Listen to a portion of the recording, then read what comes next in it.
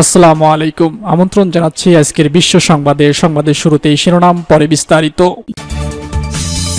শুরুতেই জানিয়ে দিব ফের সীমান্তে উত্তেজনা, ককটেল বিস্ফোরণ। জানাবো টিউলিপ কিভাবে রাশিয়ায় বাংলাদেশের প্রতিনিধিত্ব করছেন। এবারে জানাবো সীমান্তে বাংলাদেশিদের উপর হামলার প্রতিবাদে মশাল মিছিল।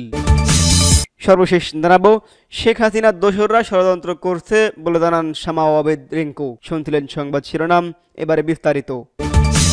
শুরুতেই জানিয়ে দিব ফের সীমান্তে উত্তেজনা, ককটেল বিস্ফোরণ।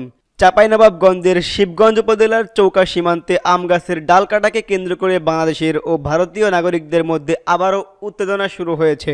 শনিবার 18 জানুয়ারি শূন্যরেখায় দফায় দফায় দুই দেশের নাগরিকদের মধ্যে ধাওয়া পাল্টা ধাওয়ার ঘটনা ঘটেছে। এতে বেশ কয়েকজন বাংলাদেশি আহত হয়েছে। তাৎক্ষণিক তাদের পরিচয় জানা যায়নি। স্থানীয়রা জানায় সকালে ভারতের কয়েকজন নাগরিক সীমান্তে শূন্যরেখায় বাংলাদেশ অংশে এসে আম গাছের ডালপালা কাটছিল। এই সময় বাংলাদেশিরা বাধা দিলে উভয় পক্ষের মধ্যে বাকবিতণ্ডা হয়। পরবর্তীতে দুই দেশের নাগরিকরা সংঘবদ্ধ হয়ে শূন্যরেখার কাছাকাছি অবস্থান নেয়। এক পর্যায়ে তাদের মধ্যে দফায় দফায় ধাওয়া পাল্টাপাল্টি হয়। এ সময় ভারতীয়দের ছোড়া পাথরে আঘাতে কয়েকজন বাংলাদেশি আহত হয়েছেন। স্থানীয়দের অভিযোগ, ভারতীয়রা ইট পাটকেল ও পাথরের পাশাপাশি ককটেল বিস্ফোরণও ঘটিয়েছে। দুপুর পর্যন্ত বেশ কয়েকটি বিস্ফোরণের শব্দ শোনা গেছে। চাঁপাইনবাবগঞ্জে 59 বিজিবি ব্যাটালিয়নের অধিনায়ক লে কর্নেল গোলাম কিবরিয়া জানান, উত্তেজনার খবর পেয়ে ঘটনাস্থলে অতিরিক্ত বিজিবি সদস্য মোতায়েন করা হয়েছে। দুই পক্ষকে সীমান্ত থেকে সরিয়ে দিতে বিজিবি সদস্যরা কাজ করছেন।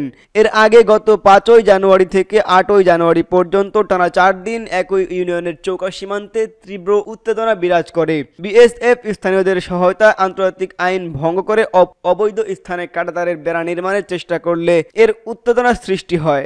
তবে বিজিবি ও স্থানীয় বাংলাদেশিদের বাধার মুখে বিএসএফ কাজ বন্ধ রাখতে বাধ্য হয়। এবার জানাবো টিউলিপ কিভাবে রাশিয়ায় বাংলাদেশের প্রতিনিধিত্ব করছেন। যুক্তরাজ্যের ট্রেজারি মিনিস্টারের পদ থেকে টিউলিপ সিদ্দিকের পদত্যাগের অবধারিত ছিল বলে মন্তব্য করেছেন সেন্টার ফর পলিসি ডায়ালগের নির্বাহী পরিচালক ফাহমিদা খাতুন। তিনি বলেন, অভিযোগ প্রমাণিত হলে তাকে এমপি পদ থেকেও সরে দাঁড়াতে হবে, এমনকি লেবার পার্টির সদস্য পদও হারাতে পারেন তিনি।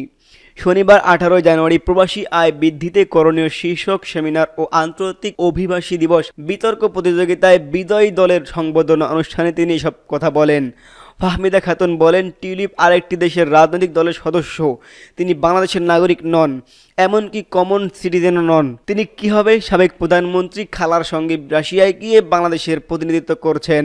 প্রবাসীদের প্রতি যথাযথ সম্মান প্রদর্শনের আহ্বান জানিয়ে সিপিডির নির্বাহী পরিচালক বলেন, বিদেশি হাইকমিশন ও ব্যাংকগুলোকে প্রবাসীদের সেবায় আরও বেশি আন্তরিক হতে হবে। এয়ারপোর্টের প্রবাসী লাউঞ্জে যে বার্গার দেওয়া হচ্ছে তা তারা খেতে অভ্যস্ত কিনা সেটি বুঝতে হবে। প্রবাসীরা সোনার হরিণ, তাদের সঠিকভাবে লালন পালন করা প্রয়োজন। সেমিনারে মূল প্রবন্ধ উপস্থাপন করে অভিবাসন বিশ্লেষক ও ডিবেট ফর ডেমোক্রেসির চেয়ারম্যান হাসান আহমেদ চৌধুরী কিরণ। তিনি বলেন, দেশের চারদিকে যে চাকচিক্য দেখা যাচ্ছে তা অভিবাসীদেরই কারণে সম্ভব হচ্ছে। রেমিটেন্স যোদ্ধারাই দেশের রিয়েল হিরো। অনুষ্ঠানে আরও বক্তব্য দেন শেরেবাংলা কৃষি বিশ্ববিদ্যালয়ের উপাচার্য অধ্যাপক বেলাল হোসেন, ডিবেটিং সোসাইটির মডারেটর অধ্যাপক তাজুল ইসলাম চৌধুরী তুহিন, অধ্যাপক জাহাঙ্গীর আলম ও অধ্যাপক কাজী আহসান হাবিব ও বেগম বদরুন্নেসা, মহিলা কলেজের অধ্যাপক তামান্না বেগম। অনুষ্ঠানটি আয়োজন করেন শেরেবাংলা কৃষি বিশ্ববিদ্যালয়ের ডিবেটিং সোসাইটি। অন্যদিকে সীমান্তে বাংলাদেশিদের উপর হামলার প্রতিবাদে মশাল মিছিল। চাঁপাইনবাবগঞ্জ সীমান্তে ভারতীয় সীমান্তরক্ষী বাহিনী বিএসএফ আগ্রাসন ও বাংলাদেশিদের ওপর হামলার প্রতিবাদে রাজধানীতে মশাল মিছিল করেছে জাতীয় নাগরিক কমিটি। গতকাল শনিবার রাত 9টার দিকে বাংলা মোটরের সংগঠনের কেন্দ্রীয় কার্যালয়ের সামনে থেকে মিছিলটি বের হয়। দিল্লি না ঢাকা, ঢাকা ঢাকা, দালালি না রাজপথ, রাজপথ রাজপথ, এমন বিভিন্ন স্লোগান দেওয়া হয়। মিছিলটি শাহবাগ মোড়ে গিয়ে শেষ হয়। পরে সেখানে সংক্ষিপ্ত সমাবেশ হয়। সমাবেশে জাতীয় নাগরিক কমিটির সদস্য সচিব আখতার হোসেন বলেন, চাঁপাইনবাবগঞ্জ সীমান্তে দিনে দুপুরে বিএসএফ এসে আমাদের ফসল নষ্ট করেছে এবং বাংলাদেশের ভূখণ্ডে আগ্নেয়াস্ত্র নিক্ষেপ করার সাহস দেখিয়েছে। চাঁপাইনবাবগঞ্জের মানুষেরা তাদের প্রতিহত করতে সক্রিয় ভূমিকা রেখেছে। আখতার হোসেন আরো বলেন, বাংলাদেশের মানুষ পরাধীনতার স্বাদ আর কোনোভাবেই সহ্য করবে না। চাঁপাইনবাবগঞ্জে আমাদের যে ভাইরা এরা আজকে বিজিবির সঙ্গে মিলে ভারতের আগ্রাসনে রুখে নিয়েছে। জাতীয় নাগরিক কমিটির পক্ষ থেকে আমরা তাদের ধন্যবাদ জানাই। বাংলাদেশের 1 ইঞ্চি জায়গা যদি কেউ কেড়ে নেওয়ার চক্রান্ত করে, দেশের মানুষ তা সফল হতে দেবে না, উল্লেখ করে নাগরিক কমিটির সদস্য সচিব বলেন। আমরা সীমান্তে শান্তি চাই, কোনো অশান্তি চাই না। এরপর যদি বাংলাদেশের মানুষকে বারবার উস্কানি দেওয়া হয়, ওই উস্কানি দাতাদের অবশ্যই এর চরম মূল্য দিতে হবে। এই কর্মসূচিতে জাতীয় নাগরিক কমিটির নেতা আলাউদ্দিন মোহাম্মদ, মোল্লা মোহাম্মদ ফারুক এহসান, হাসান আলী, জয়নাল আবেদিন শিশির, আরিফুর রহমান তুহিন প্রমুখ অংশ নেন। সর্বশেষ জানাবো, শেখ হাসিনার দোসররা ষড়যন্ত্র করছে বলে জানান শামা ওবায়দ রিংকু। বাংলাদেশ জাতীয়তাবাদী দলের বিএনপি সাংগঠনিক সম্পাদক শামা ওবায়দ ইসলাম রিংকু বলেছেন, এখনো আমাদের আন্দোলন শেষ হয়নি, আমাদের আন্দোলন চলবে।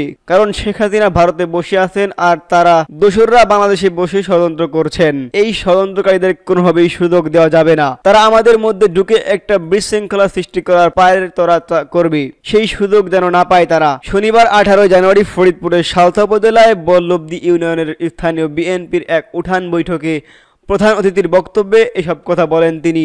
এর আগে শামা ওবায়দ দলীয় নেতাকর্মীদের নিয়ে বল্লভদী ইউনিয়ন বিএনপির সাধারণ সম্পাদক সদ্য প্রয়াত আলতাফ মাতব্বরের কবর জিয়ারত করেন। তিনি আরও বলেন, এই আন্দোলনে বহু ছাত্র জনতাকে হারিয়েছি। 15 বছরে সারা দেশে বহু নেতাকর্মী গুম ও খুন হয়েছেন। আন্দোলনেও অনেক নেতাকর্মী পুলিশের গুলিতে নিহত হয়েছেন। সবচেয়ে বেশি নির্যাতিত হয়েছেন বেগম খালেদা জিয়া, তিনি বিনা কারণে জেল খেটেছেন। স্থানীয় নেতাকর্মীদের উদ্দেশ্যে শামা ওবায়দ বলেন, আওয়ামী লীগের নেতাকর্মীদের দলের দোহাই দিয়ে আপনাদের ঘাড়ে চেপে বসতে যাচ্ছে, দল ভারী করার জন্য আপনারাই তাদের ফোন দেন। এগুলো বন্ধ করতে হবে। আওয়ামী লীগ দিয়ে আমাদের দল ভারী করার দরকার নেই, বিএনপিকে শক্তিশালী করতে হবে। সালথা উপজেলা বিএনপির সভাপতি মোহাম্মদ সিদ্দিকুর রহমান তালুকদারের সভাপতিত্বে উঠান বৈঠকে উপস্থিত ছিলেন নগরকান্দা উপজেলা বিএনপির সিনিয়র সহসভাপতি হাবিবুর রহমান বাবলু তালুকদার, সালথা উপজেলা বিএনপির সহসভাপতি শাহিন মাতব্বর, আইন বিষয়ক সম্পাদক অ্যাডভোকেট লাভলু, সাবেক উপজেলা ভাইস চেয়ারম্যান আজাদ মাতব্বর, বল্লভদী ইউনিয়ন বিএনপির সভাপতি মুজিবর মাতব্বর, উপজেলা যুবদল নেতা মোহাম্মদ মাহফুজ খান, এনায়েত হোসেন, মিরান মাতব্বর, শ্রমিক দল নেতা কামাল হোসেন, ছাত্রদল নেতা সাইফুল আলম রাজ প্রমুখ।